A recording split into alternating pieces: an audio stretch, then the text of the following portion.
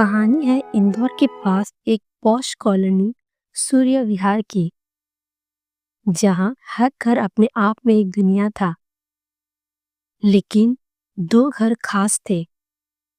एक कोने वाला बड़ा सा सफेद बंगला, दूसरा सामने वाली छोटी सी नीली दीवारों वाला मकान। बंगले में रहती थी वंदना चौधरी। छोटे मकान में रहती थी सावित्री ताई। एक के पास पैसा था, दूसरी के पास दिमाग और दिल भी। वंदना सुबह 7 बजे बालकनी में खड़ी होकर ग्रीन टी पीती और नीचे झांकती।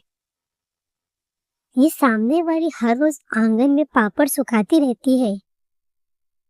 कितना देसी स्टाइल है। उनके पति बड़े बिल्डर थे। घर में 2 गाड़ियां, नौकर चाकर, हर वीकेंड पार्टी। और सबसे खास वंदना का घमंड। उन्हें लगता था पैसे वाले लोग ही क्लास वाले होते हैं। सावित्री ताई विधवा थी। उनका बेटा कॉलेज में पढ़ता था। वह घर पर पापड़, अचार और मसाले बनाकर बेचती थी। हर सुबह वो मुस्कुराकर कहती, राम राम वंदना जी। वंदना हल्की गर्दन हिलाकर जवाब देती, जैसे बहुत बड़ा एहसान कर रही हो। वंदना के पास एक विदेशी नस्ल का कुत्ता था, ब्रूनो। एक दिन ब्रूनो रस्सी तोड़कर भागा, सीधा सावित्री ताई के आंगन में घुस गया और सारे पापड़ों पर लेट गया। सावित्री ताई पहले तो घबराई, फिर बोली, अरे बेटा, तू भी पापड़ बेलने आया है क्या? मोहल्ले वाले हंसने लगे। वंदना दौड़ती हुई आई। ओ माय गॉड, ब्रूनो यहाँ क्या कर रहा है? ताई बोली। आपका कुत्ता भी देसी स्वाद पसंद करता है। भीड़ फिर हंसी। वंदना को पहली बार थोड़ा शर्मिंदगी हुई। वंदना ने अपनी शान दिखाने के लिए बड़ी किटी पार्टी रखी। डेकोरेशन शानदार, केटरिंग महंगी, सब कुछ परफेक्ट। लेकिन खाना बनाते समय केटर से बड़ी गलती हो गई। नमक दुगना।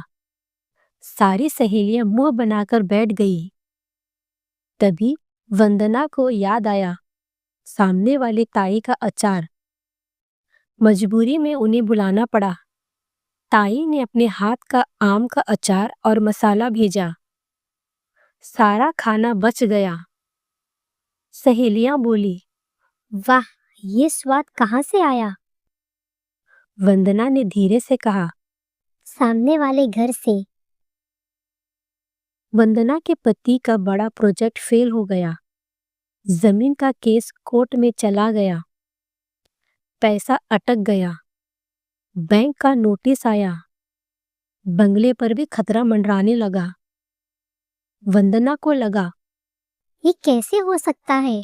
हम तो अमीर है ना। लेकिन बैंक को भावनाओं से मतलब नहीं था। उसी समय एक खबर आई। निगम कॉलोनी की जमीन अधिग्रहित करने वाली है। सब घबरा गए। लेकिन सावित्री ताई शांत थी, क्योंकि जिस जमीन पर कॉलोनी बनी थी, उसके पुराने कागज उनके पति के नाम थे। पूरा इलाका असल में ताई के परिवार की पुश्तैनी जमीन थी, जो सालों पहले बिल्डर ने रास्ते में खरीदी थी। अब कोर्ट केस में वही कागज काम आने वाले थे। वंदना को पहली बार समझ आया, जिससे वो छोटी औरत समझती थी, वो असल में बहुत मजबूत थी।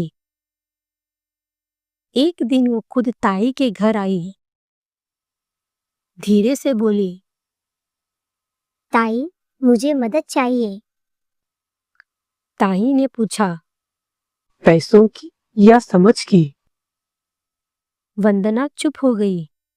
ताई ने कहा, मैं केस में आपकी मदद कर सकती हूँ, लेकिन एक शर्त है। क्या?